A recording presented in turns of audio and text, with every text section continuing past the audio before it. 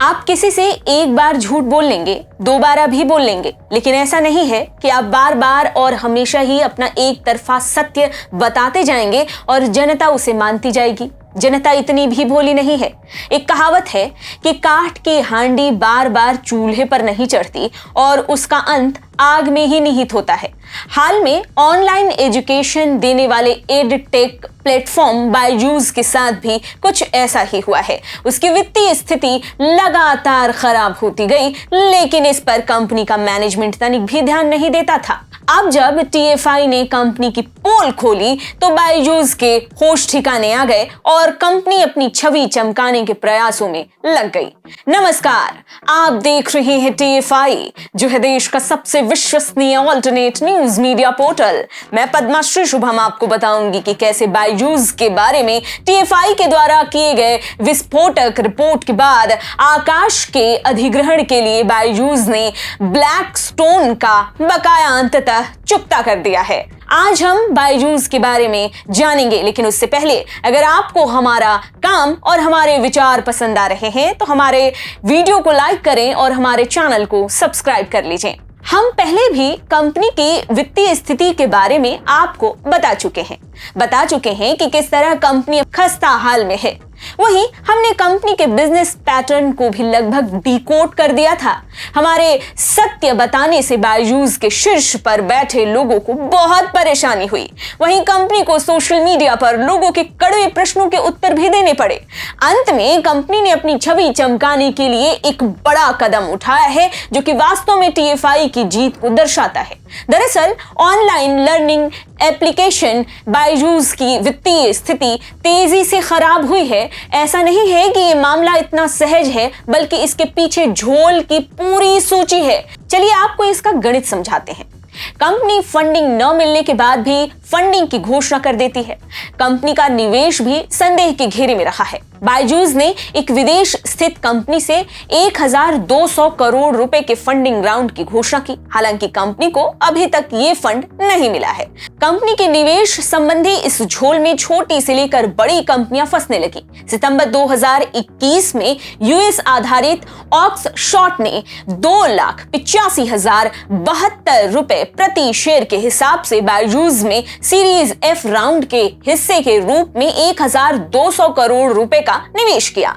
The morning context के अनुसार round में अन्य निवेशकों में एडलवाइज 344.9 करोड़ रुपए, IIFL 110 करोड़ रुपए, variation multi strategy master fund 147 crore रुपए और XN एक्सपोनेंट होल्डिंग्स 150 करोड़ रुपए शामिल थे। कंपनी को उम्मीद थी कि इससे उसकी आर्थिक स्थिति सुधरेगी। साल 2020 में कंपनी ने अच्छी ग्रोथ हासिल की थी और सच कहें तो कोरोना युग इन IT सेक्टर्स की कंपनियों के लिए एक बेहतरीन साल साबित हो रहा था। लेकिन अहम बात यह है कि कोविड के बाद कंपनी का नेटवर्क गिरने लगा और वित्तीय स्थिति लगातार खराब होती गई।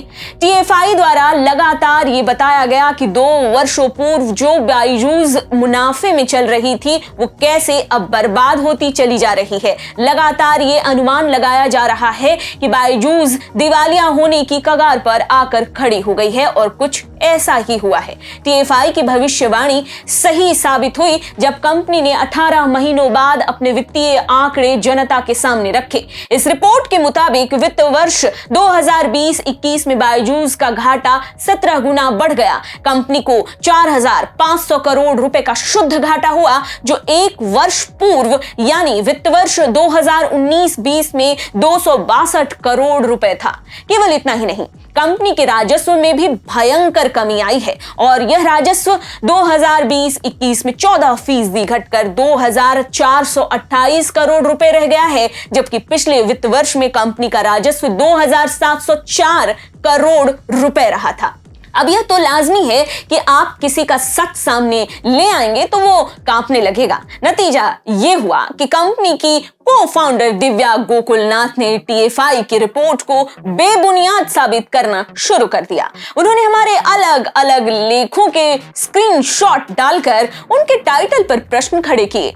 दिव्या ने सीधे सीधे आरोप लगाया कि टीएफआई केवल कंपनी को टारगेट कर रहा है, जबकि असल में बायजूस की ग्रोथ अभूतपूर्व स्तर तक जाने वाली है। दिव्या ने कंपनी की ग्रोथ को लेकर टीएफआई की बातों को नकारते हुए कहा, आपने बॉलीवुड ब्लॉकबस्टर देखी या नहीं? मुझे यकीन है कि आपने हमारे परिणाम देखे होंगे, लेकिन क्या आपने पूरी तस्वीर देखी है? क्योंकि फिल्म समीक्षाओं की तरह ही 280 कैरेक्टर पढ़ने वाले इस युग में सच्चाई से अधिक सनसनीखेजता को क्लिक किया जाता है। दिव्या गोकुलनाथ ने टीएफआई के लेखों पर प्रश्न उठाते हुए लिखा, हमारे बारे में लिखी गई स्टोरीज से मुझे कभी कोई परेशानी नहीं हुई। वास्तव में हमारे परिणामों पर अधिकांश रिपोर्ट की सामग्री सकारात्मक है, लेकिन कुछ सुर्खियों की बात और है।